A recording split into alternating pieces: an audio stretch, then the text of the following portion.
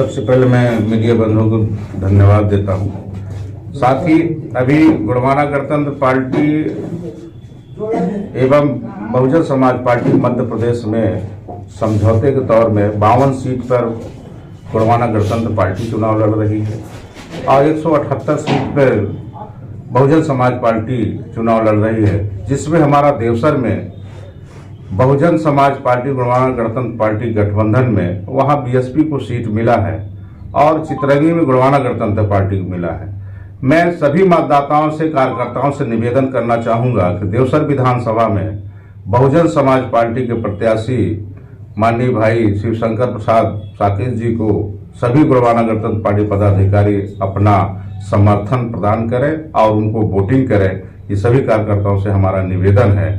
वहाँ गोंडवाना गणतंत्र पार्टी किसी प्रकार कोई प्रत्याशी नहीं है, वहाँ निर्दलीय के रूप में वहाँ प्रत्याशी खड़ा किया गया है और निर्दलीय के रूप में अगर मांग किया जाएगा, निर्दलीय चुनाव चिन्ह है उसमें मिल जाता है आदि चुनाव चिन्ह, जो भ्रम में न रहे हमारे सभी गोंडवाना गणतंत्र पार्टी बहुजन समाज पार्टी कार्यकर्ता साथियों, आप सबसे मैं निवेदन करना चाहूँगा कि आप लोग भाई शिवशंकर भाई को अपना अमूल्य मत देकर उन्हें विजयी बनाने का काम करेंगे। आप सभी को मेरे ओर से धन्यवाद, सेवा जोहार, जय भीम दिया है। देखिए, यह चितरंगी विधानसभा एक ट्राइबल अंचल है। यहाँ आदिवासी हमेशा विधायक रहा। जहाँ तक कि यहाँ देखा जाए तो सबसे बड़ी समस्या है हमारे ट्राइबल समाज में जल जंगल जमीन की समस्या तो बनी हुई है। सबसे बड़ी समस्या यहाँ अभयारण्य की है। अभयारण्य से सरकार जो भी पिछले वर्ष 70 सालों से जो चलती आ रही है, वो यहाँ के ट्राइबल के लोगों को हाथ बांध के रखा हुआ है, जिसे एक पत्थर बीनने तक का अधिकार नहीं है। और हमारा ये मिशन है और गोंडवाना गणतंत्र पार्टी अगर हमारी विधायक बनती है, हमारी सरकार बनती है, तो हम अभयारण्य से मुक्त कराने का काम करेंगे और जो भी सरकार की योजनाएं हैं वो वहाँ की जनताओं को मिलने का काम हो, यही हमारे कामना है। और यहाँ पूर्व में माननीय स्वर्गीय जगन्नाथ सिंह जी थे, मंत्री थे, यहाँ उनकी बहू आज भी लड़ रही है।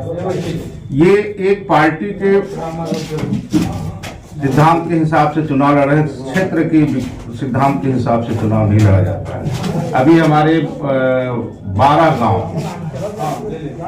जो रिलायंस से यहाँ अभी मुक्त नहीं हो पाया है, उसका भी हम लोगों का अफसोस है। और वहाँ जो भी सरकार की योजनाएं हैं, जैसे लाडली लक्ष्मी योजना हो, आवास की योजना हो, और वो 2012 से यहाँ लागू हुआ है और उसकी अधिकार क्षेत्र खत्म हो गया है। अब वहाँ के लोगों का किसी प्रकार का शासन की योजना भी नहीं मिल पा रहा है। यहाँ की जो सरकार है उसका कभी भी आदिवासियों के हित नहीं चाहा है। तो कहना चाहिए कि जो चितरंगी विधानसभा है, चितरंगी विधानसभा में आपके जो प्रत्याशी हैं, तो देखा जाए तो मुकाबला किस पार्टी से है वर्तमान में? नहीं, हमारा मुकाबला किसी से नहीं है।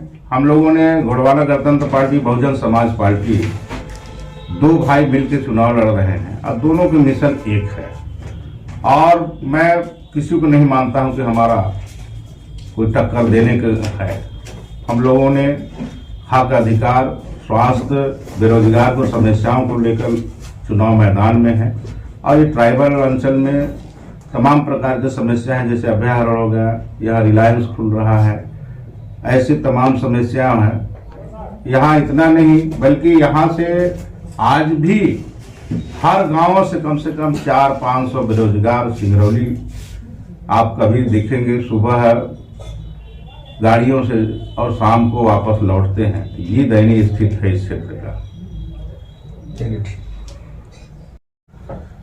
विधानसभा चितरंगी की जो जनता हमें अपने आशीर्वाद दे रही है और जनता के बीच में हम जा करके संपर्क कर रहे हैं और इस बार तीसरी मोर्चा के रूप में हमारा गोंडवाना गणतंत्र पार्टी और बहुजन समाज पार्टी और गोंडवाना गणतंत्र पार्टी गठबंधन के माध्यम से हमें गोंडवाना गणतंत्र पार्टी के जो सभी कार्यकारिणी सदस्य और जनता और बहुजन समाज पार्टी के कार्यकर्ता और माताएं बहनें, आप सभी लोगों ने मेरे को आशीर्वाद के रूप में प्रदान किया जा रहा है और यहाँ की जनता को मैं बहुत बहुत शुक्रिया अदा करना चाहूँगा। धन्यवाद।